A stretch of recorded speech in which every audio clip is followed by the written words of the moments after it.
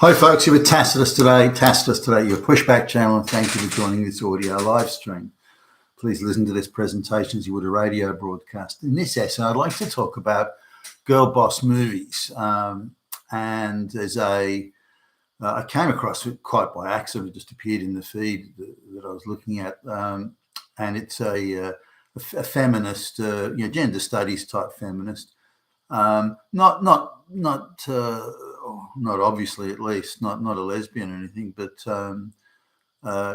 clearly a feminist and probably somebody more in tune with progressive values. So if we have a black lesbian as a president of the United States, then it just shows how the social progress we're making.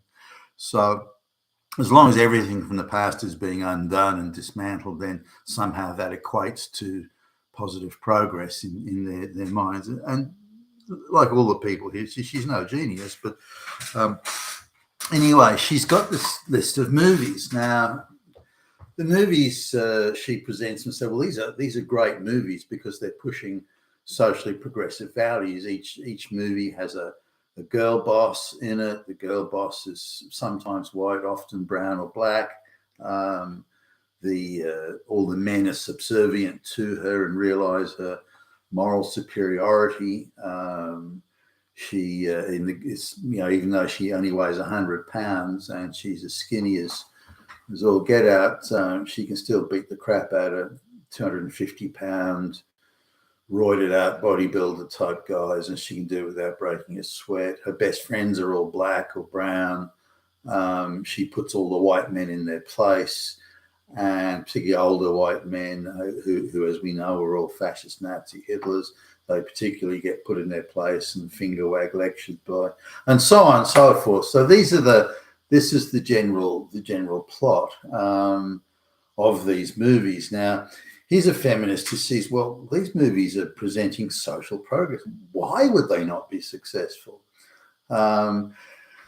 And she really struggles to understand this. And so she presents these movies. These movies should be mega hits, and they all flopped. And the only reason can be because we're surrounded in a sea of misogynist, patriarchal Nazis.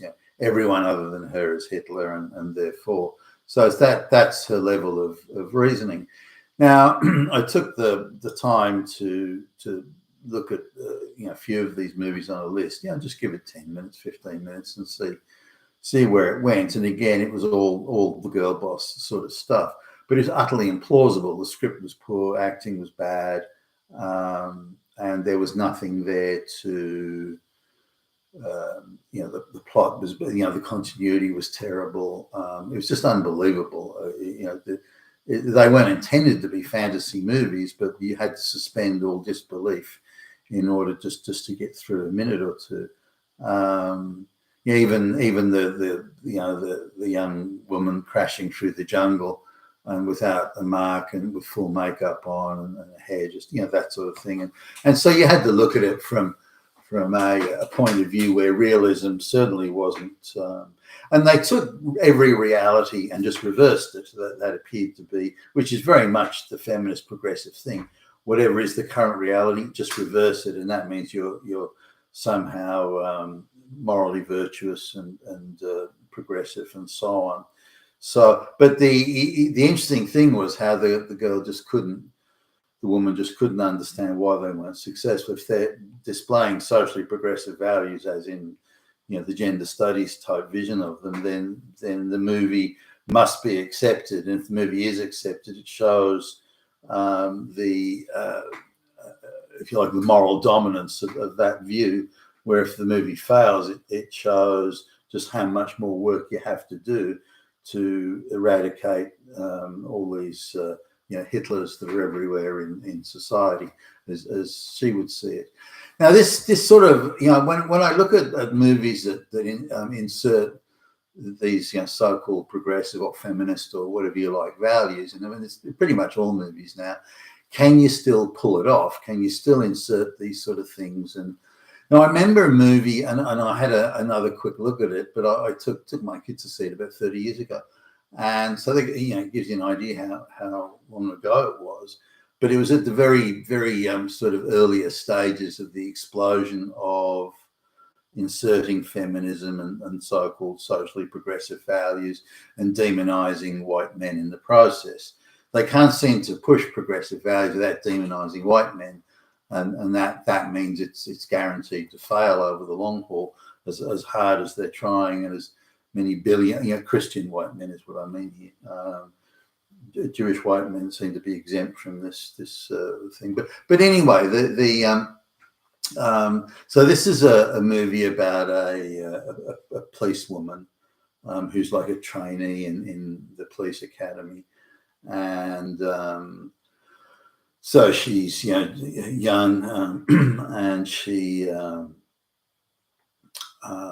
gets somehow selected for some assignment to do some interviews of criminals, hardened criminals, and so on. And so now the movie shows how misogynist and patriarchal her bosses are, her colleagues, and so on. She's very virtuous. Her best friends are all black, and she's a lesbian. So a white chick lesbian, but so she's already virtuous there. That's two boxes to tick. Female lesbian, friends are all black. Now, as the movie goes on, she puts the straight white men in their place. She finger wags them.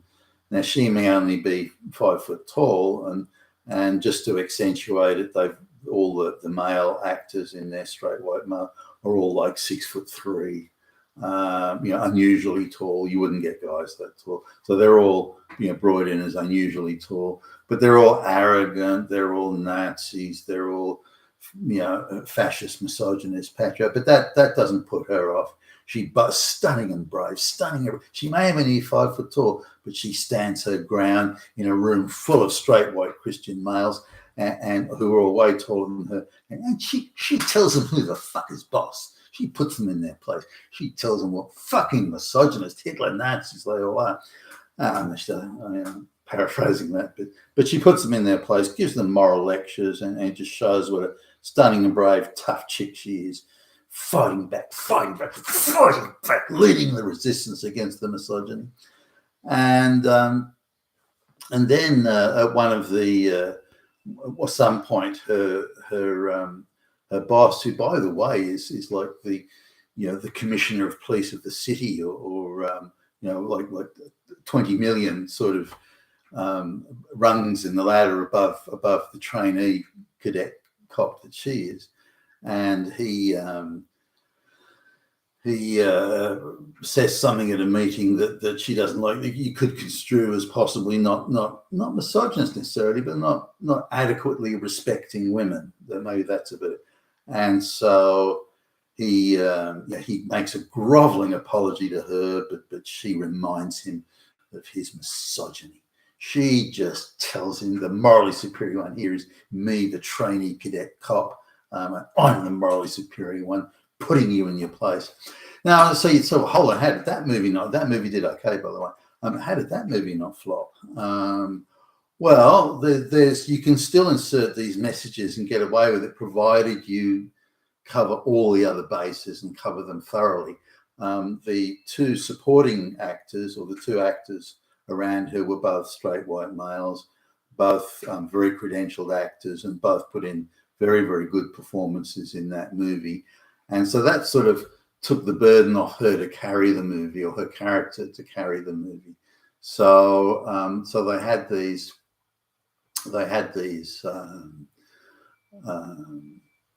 good quality actors, again, straight white males around her. The script of the movie generally was pretty good.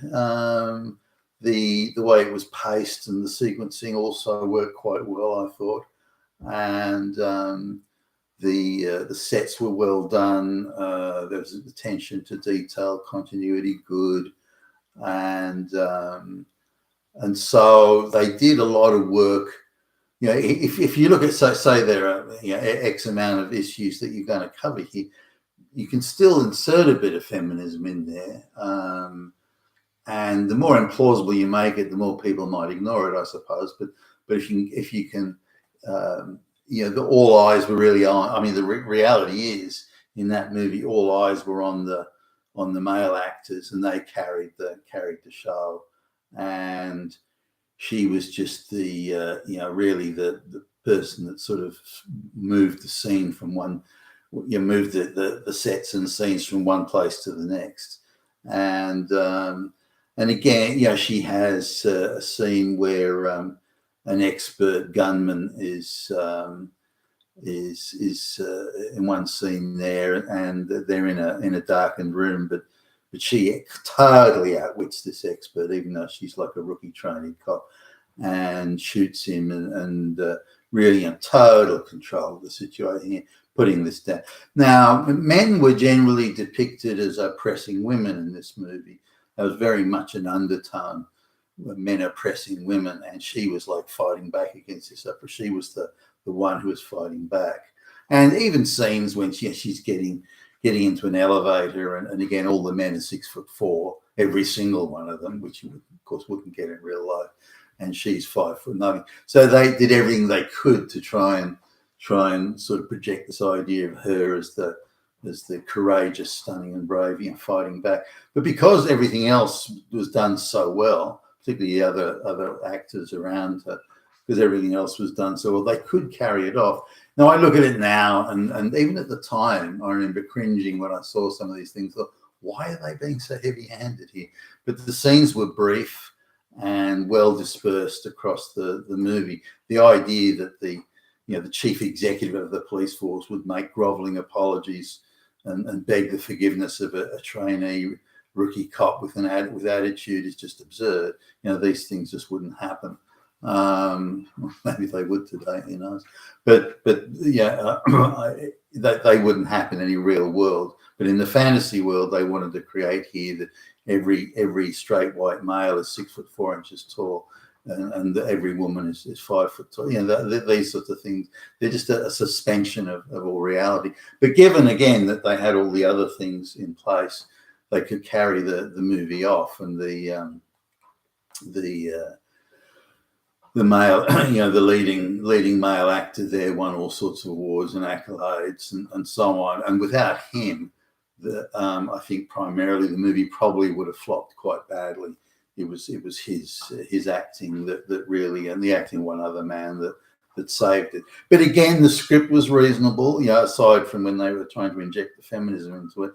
And it had, because the sequencing was done, so well, it didn't look like a lot of movies where they stop the movie. So, okay, this is where we have to insert the Nazi one. This is where we have to insert the evil Christian. And so there wasn't that. There was the flow was good enough, where it didn't appear as if the ideology was being brutally inserted into the whole thing. Because you notice in a lot of movies there's the continuity falls to pieces because they're so desperate to insert the lesbian influence here or there and this sort of thing. Anyway, that wasn't the case with this particular movie. So it is possible to make ideological movies hang together. But I remember at the time when I saw the movie, I was talking to one of my work colleagues, and I even said to him, I after I'd taken the children to watch it, I said, well, it wasn't, I thought the movie was a bit, was really just a platform to push feminist ideology. And he, I don't know, and he didn't notice it. He just commented on the acting of the two men. So it is possible that these things go straight over your head. And if ever I look at, say, shows that I saw as a kid, even kids' cartoons, Bugs Bunny type stuff, and so on, that I missed all the there was political references and other references in there that I never even understood or couldn't relate to, and a lot of these things can go over your head unless you're particularly focused on you. So the ideological fanatics may have seen those things, but other people may have missed it. So there's always that factor as well. You've been with Tacitus today, your Pushback channel. Thank you for listening.